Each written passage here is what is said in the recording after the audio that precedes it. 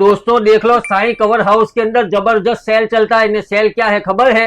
ये curve display वाला जो ग्लास आता है 3D ग्लास, ये 150 रुपए वाला है ना, खाली 150 रुपए के अंदर मिल जाएगा। मार्केट के अंदर लोग छाती ठोक के 300 रुपए में बेचते हैं। ESG ग्लास है, ये 60 ग्लास, ये खाली कितने में पड़ेगा?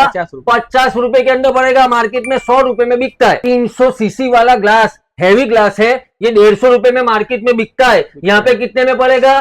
खाली 100 रुपए में पड़ेगा। इसके अलावा ये देख लो, ये क्या है भाई? मैट टफन ग्लास है, ये कितने में पड़ेगा? खाली 100 रुपए में पड़ेगा। और ये कौन सा ग्लास है?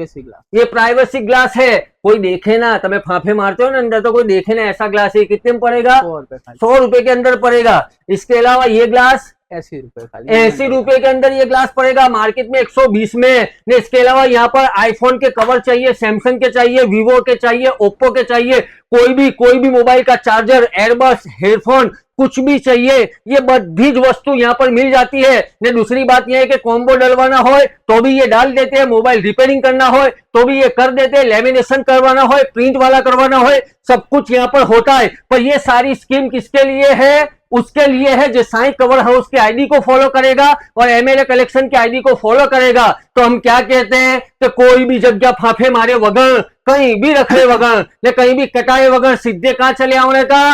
कवर मवर तफन चीता हो तो सीधे साईं कवर हाउस में चले आने का।